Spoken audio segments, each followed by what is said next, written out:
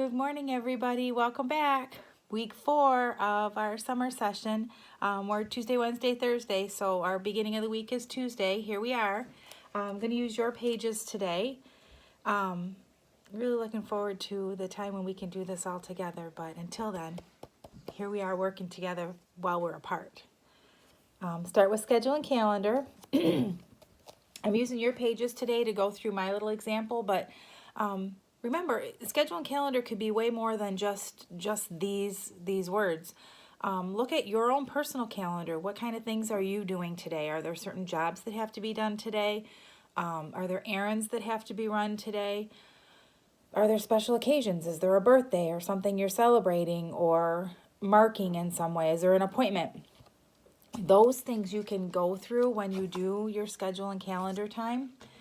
Maybe get some picture icons or some supports that you can use the Foursquare for to, help in your explanation or maybe ask some questions. So schedule and calendar can be more than just this, but I'll go through real quick using your pages today. So I'm taking a look at my board today. It's Back to School Tuesday. I'll be back in my regular chair. This chair is really low. I feel like I'm way behind. Back to School Tuesday. We are all the way almost to the end of July already. Today's the 28th day of July. And then you can hunt around and find July on your calendar. Remember, take a look. Take a look. Take a look. Oh, July.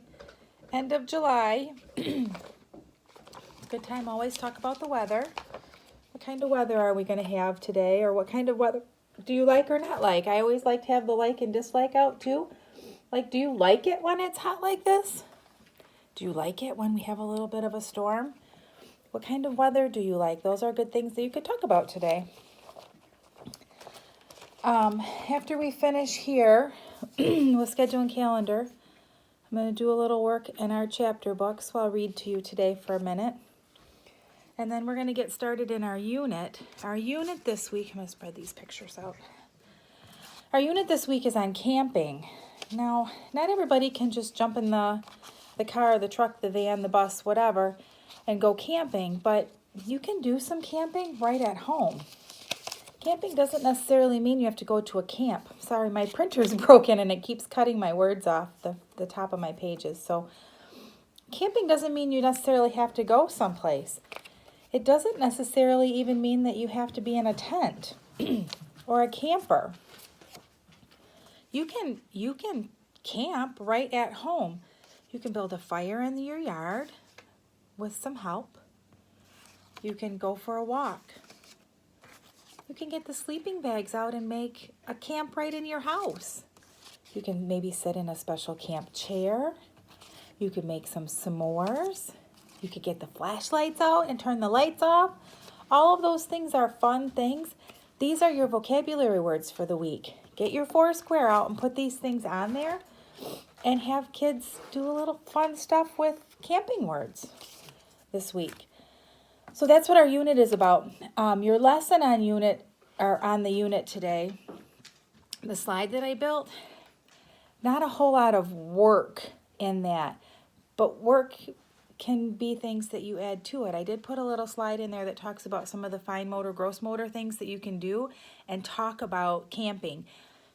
Make sure you're warming all those muscles up, especially we forget to warm up hands and fingers before we do some of that stuff.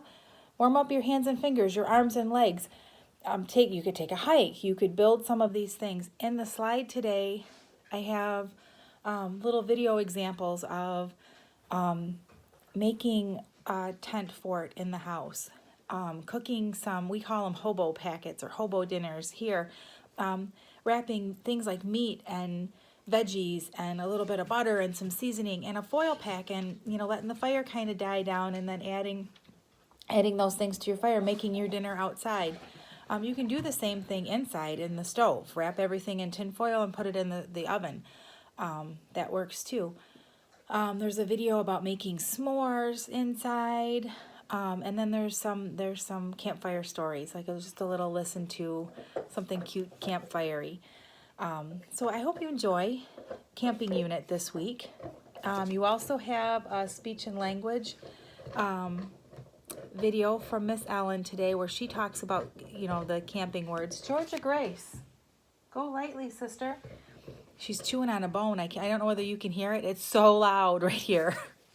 So speech. She'll go through the vocabulary words. She's got a couple stories and a couple fun activities, a little snack to make, some fun stuff. And then your last video today is Miss Tracy and her gym lesson, and you guys are going to do Minute to Win It. You'll need a couple of containers, a larger container to hold water, a smaller container to put inside, and then some coins to drop in. So again, good fine motor stuff. Get those hands and fingers warmed up. So I think that's all I have for today. I got distracted with the dog chewing on the bone. I did set this out because they're words that we haven't talked about in a while. These are good ones to have out, moms and dads, too, more and finished. As you're working through some of this stuff, it all doesn't have to be done at the same time. I sometimes let kids have the choice. Are you finished with this right now? Do we need to put it away? You ready for some more? It's, we have a little bit more to do. Are you ready? Putting that kind of power and control back in their hands for the little things that they can have power and control over as kids still.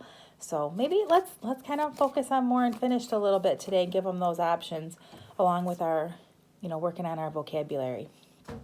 So I am going to read it for a couple minutes and then I will get our posts up. I have a staff meeting this morning, so if any really good information comes out of that, I will make sure to get it to you right away, okay? If you guys have any questions or anything, make sure to put it to a message through the inbox. Make parent phone calls today. We have progress reports coming up in about a month, so make sure you're getting those surveys back. And did I put a survey to you this week? If I didn't, I will have to put it out today. I think I did. I'm not sure. It was a busy week. We had graduation party at my house this weekend, and it got a little crazy there toward the end of the week, but all turned out well. The weather stayed with us, and the little bit smaller group that we did have had a good time. So anyway, off to Hoot.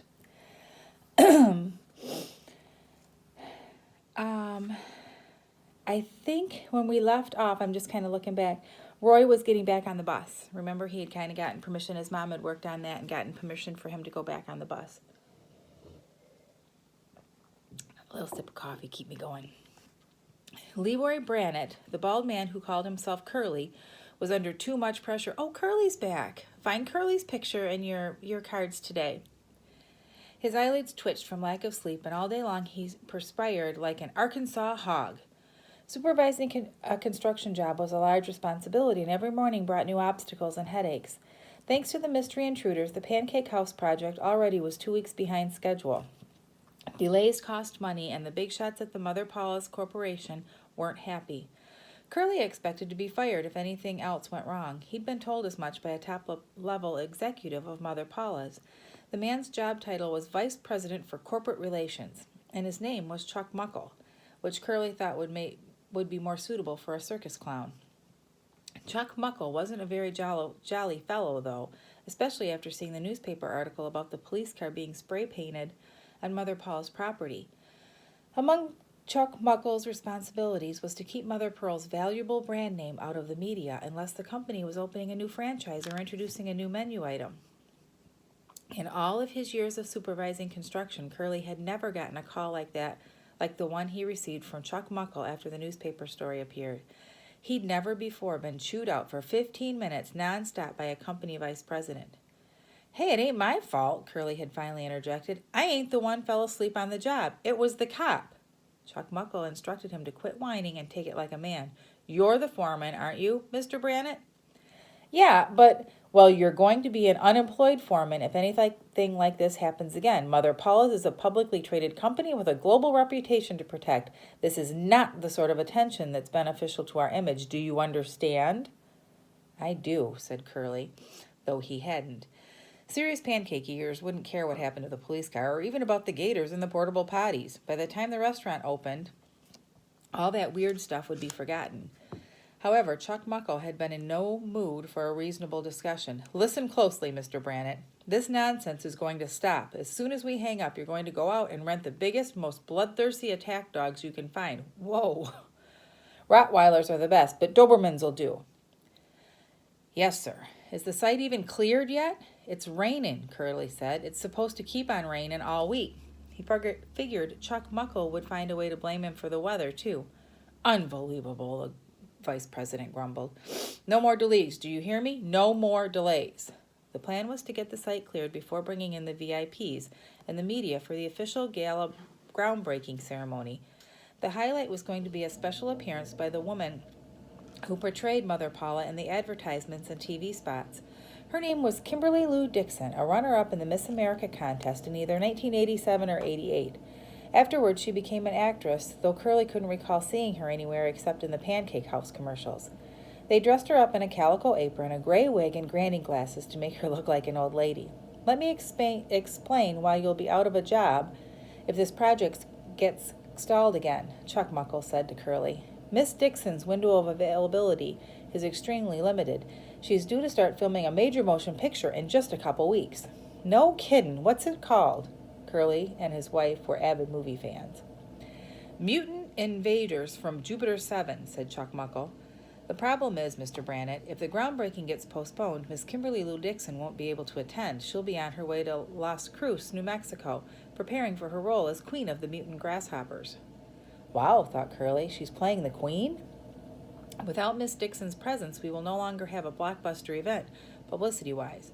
She's the company icon, Mr. Brannett. She's our Aunt Jemima, our Betty Crocker, our Tony the Tiger, said Curly. I'm glad you understand what's at stake here. I sure do, Mr. Muckle. Excellent. If everything goes smoothly, you and I will never need to speak to each other again. Won't that be nice? Yes, sir, Curly agreed. The first order of business was erecting a chain-link fence around the construction site. Finding somebody to work in the rain wasn't easy, but Curly eventually hooked up with an outfit in Bonita Springs. Now the fence was finished, and it was only a matter of waiting for the guard dog trainer to arrive. Curly was somewhat nervous. He wasn't really a dog person.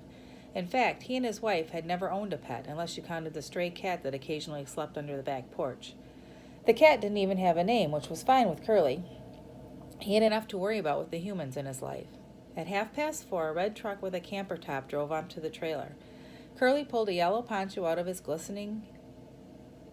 glistening head and stepped out into the endless drizzle. The trainer was a beefy, mustached man who introduced himself as Kalo. He spoke with a foreign accent, the same accent that the German soldiers always had in World War II movies. Curly could hear the dogs barking ferociously in the camper bed, heaving themselves against the truck's tailgate. Kalo said, You go home now, huh? Curly glanced at his wristwatch and nodded. I lock up the fence. I come back tomorrow early to get the dogs. Fine by me, said Curly. Something happens, you call right way. No touch the dogs, Kalo warned. No talk to them, no feed them. Important, yeah? Oh, yeah. Curly was more than happy to steer clear of the brutes. He packed his pickup off the lot and got out to close the gate. Kalo waved amiably. Then he turned the attack dogs loose. They were extremely large, all Rottweilers. They took off, lopping along the fence, crashing through the puddles. When they got to the gate, all 4 of them leapt upright against the fence, snarling and snapping at Curly on the other side. Kalo ran up, shouting commands in German. Instantly, the Rottweilers ceased barking and dropped to sitting positions, their black ears pricked up intently. Maybe best you go now, Kalo said to Curly. They got names? Oh, yeah. Their Dondevere is Max. That one, Klaus. That one, Carl. That big one is Pookie Face. Pookie Face, Curly said, is my precious baby. I brought him all the way from Munich. They'll be okay in the rain? Kalo grinned. They'll be okay even in hurricane. You go home. Don't worry. The dogs, they take care of your problem. As he walked back to his truck, Curly saw that the Rottweilers were watching every move he made. They were panting lightly, and their muzzles flecked with foamy spittle. Curly figured he might get a decent night's sleep. The Vandals didn't stand a chance against 500-odd pounds of bad dog. They'd have to be insane to jump the fence, Curly thought. Totally out of their minds.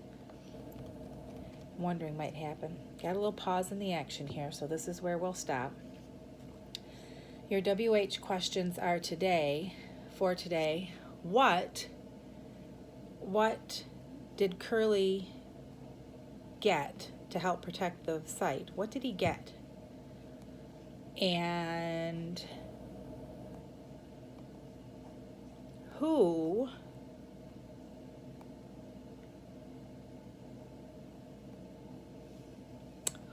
is the actress? Who is the actress they're waiting for to play Mother Pearl? It's kind of a hard one. I hope you can get that one.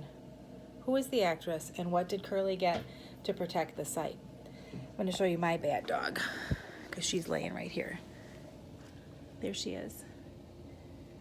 Chewed on her bone a little bit. Now she's sleeping on the floor. Oh, she's getting up. Hi, George. Say hi to the kids. All right, there she is. Ferocious beast. You guys have a great day today. I will see you again tomorrow morning. Have a great day. Love and miss you. Bye-bye.